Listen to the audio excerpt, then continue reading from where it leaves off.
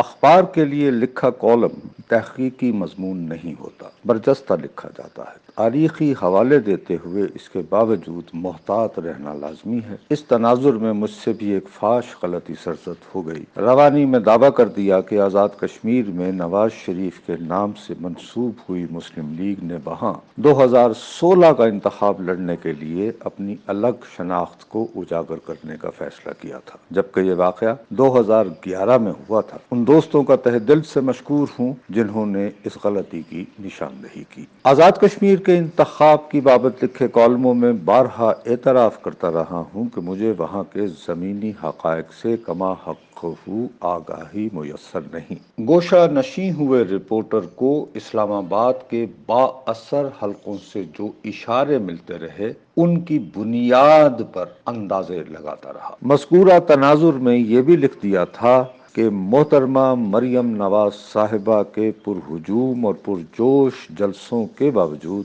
ان کی جماعت کو 5 سے 6 نشستوں تک محدود رکھنے کی بات چل رہی ہے۔ پیپلز پارٹی اس کے برعکس دوسرے نمبر پر آئی بتائی جا رہی ہے۔ انتخابی نتائج نے مجھ تک پہنچی اطلاعات کو درست ثابت کیا۔ ہمارے ہاں ماں بعد انتخاب تجزیے کی روایت قائم نہیں ہوئی ہے۔ ہارنے والے محض دھاندلی کی دہائی مچاتے رہتے ہیں۔ اس دہائی پر اکتفا ہمیں برسر زمین موجود حقائق سے غافل رکھتا ہے۔ ہماری ریاست کے یقیناً چند دائمی ادارے ہیں، وہ جائز و ناجائز وجوہات کی بنا پر سیاسی منظرنامے پر گہری نگاہ رکھتے ہیں۔ دنیا بھر کی ریاستوں میں ایسی نگرانی ہوتی ہے۔ اصل گڑبڑ مگر اس وقت شروع ہوتی ہے جب سیاسی منظرنامے پر محض نگاہ رکھنے کے بجائے اسے اپنی ترجیح کے مطابق تشکیل دینے کی کوشش طاقتور حلقوں کے ذہنوں پر حاوی ہو جائے۔ پاکستان میں بالغ رائے دہی کی بنیاد پر عام انتخاب پہلی بار 1970 میں ہوئے تھے۔ ان کے نتائج کی بابت ہمارے ریاستی اداروں نے جو اندازے لگائے تھے پریشان کن حد تک غلط ثابت ہوئے۔ سب سے خوفناک نتیجہ یہ بھی برآمد ہوا کہ شیخ مجیب الرحمان کی عوامی لیگ نے ان دنوں کے مشرقی پاکستان میں اپنی کامل اجارہ داری دکھائی۔ صوبائی خود مختاری کی بنیاد پر اس جماعت کے 1967 کے برس سے چند ٹھوس مطالبات تھے۔ مغربی پاکستان کی واحد اکثریتی جماعت کے طور پر ابھرنے والی پیپلز پارٹی انہیں تسلیم کرنے کو تیار نہیں تھی۔ شیخ مجیب کے 6 نکات کی مزاحمت کرتے ہوئے ذوالفقار علی بھٹو کی نگاہ میں یہ حقیقت بھی تھی کہ مغربی پاکستان کے 2 چھوٹے صوبوں یعنی ان دنوں کے صوبہ سرحد اور بلوچستان میں ولی خان کی نیشنل عوامی پارٹی طاقتور ترین جماعت کے طور پر سامنے آئی۔ صوبائی خود مختاری کے حوالے سے اس کے نظریات عوامی لیگ کے قریب تر تھے۔ جنرل یحییٰ کی حکومت 1970 کا انتخاب جیتنے والی جماعتوں کو سیاسی سمجھوتوں کی جانب راغب کرنے کے بجائے ان کے مابین اختلافات کو ہوا دیتی رہی۔ اس کے نتیجے میں پاکستان بالآخر 2 لخت ہو گیا۔ سقوط ڈھاکہ کے سانحے کے بعد ریاستی اداروں نے یہ طے کر لیا کہ انتخابی عمل ان کے لیے پریشان کن حیرانیاں پیدا نہ کرے۔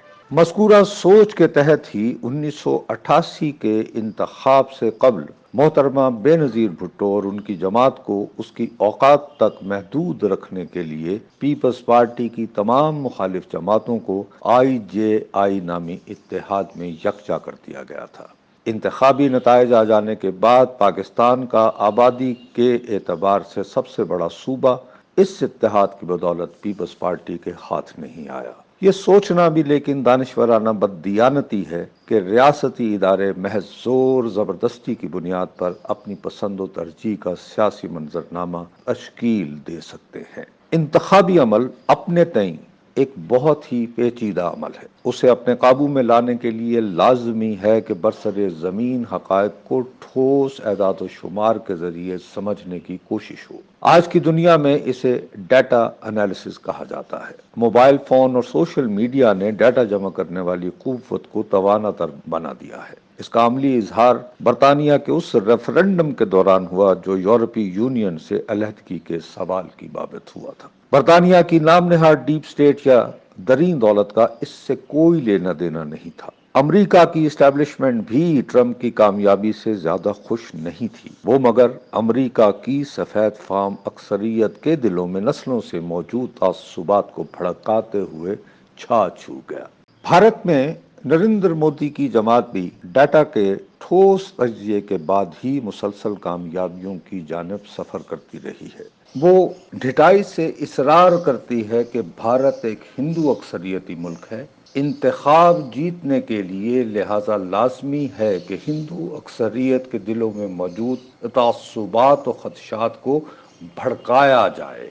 بھارت کے کئی صوبوں میں لیکن اس کی حکمت عملی کامیاب نہیں ہوئی۔ کیرالہ اور مشرقی بنگال اس کی واضح مثال ہے۔ بھارتی پنجاب میں بھی اس کا جادو چل نہیں پایا ہے۔ بھارت میں ڈیٹا کا تجزیہ کرتے ہوئے سیاسی جماعتوں کے لیے انتخابی مہم مرتب کرنے والا ایک ماہر ہے، نام ہے اس کا پرشانت کشور۔ بھارتی بنگال میں اپنی کامیابی کو یقینی بنانے کے لیے ممتا بنرجی نے اس سے رجوع کیا۔ مودی اور امیت شاہ کی چالاکیاں اور بھاری بھرکم جلسے پرشانت کی بنائی حکمت عملی کا توڑ فراہم نہ کر پائیں۔ ٹھوس اعداد و شمار کی بنیاد پر بنائی اس کی حکمت عملی انتہائی اعتماد سے دعویٰ کرتی رہی کہ بنرجی کی جماعت کو کم از کم اتنی سیٹیں ملیں گی۔ انتخابی نتائج نے اس کے دعوے کو درست ثابت کیا۔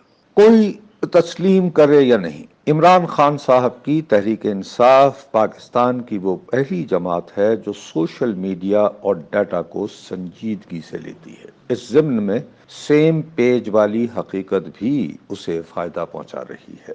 یہ تسلیم کرنے کے بعد سیاست کا طالب علم ہوتے ہوئے میں نہایت اعتماد سے یہ دعویٰ کرنے کو بھی مجبور ہوں کہ تحریک انصاف کا توڑ ڈیٹا انالیسس کی بنیاد پر ہی بآسانی ڈھونڈا جا سکتا ہے۔ مثال کے طور پر سندھ میں ابھی تک اس جماعت کی حکمت عملی قطعاً ناکام رہی ہے۔ آزاد کشمیر کے حالیہ انتخاب کے دوران بھی پیپلز پارٹی اس کا مقابلہ کرنے کے لیے تگڑے امیدواروں اور مناسب حکمت عملی کے ساتھ میدان میں اتری۔ نواز شریف کے نام سے منسوب مسلم لیگ کا یقیناً ایک طاقتور ترین ووٹ بینک ہے۔ مریم نواز صاحبہ کی صورت اسے کرشماتی ووٹ پلر بھی مل چکا ہے۔ اس جماعت کی صفوں میں لیکن مفاہمت یا مزاحمت کے سوال نے ذہنوں کو الجھا دیا ہے۔ تحریک انصاف اس کا بھرپور فائدہ اٹھا رہی ہے۔ بدھ کے روز پنجاب میں صوبائی اسمبلی کے ایک حلقے میں تحریک انصاف کی کامیابی بنیادی طور پر ڈیٹا کی بنیاد پر بنائی حکمت عملی کا بھرپور اظہار تھی۔ روزنامہ جنگ کے لیے تحریک انصاف کے ایک حامی لکھاری منصور آفاق صاحب ایک کالم لکھتے ہیں۔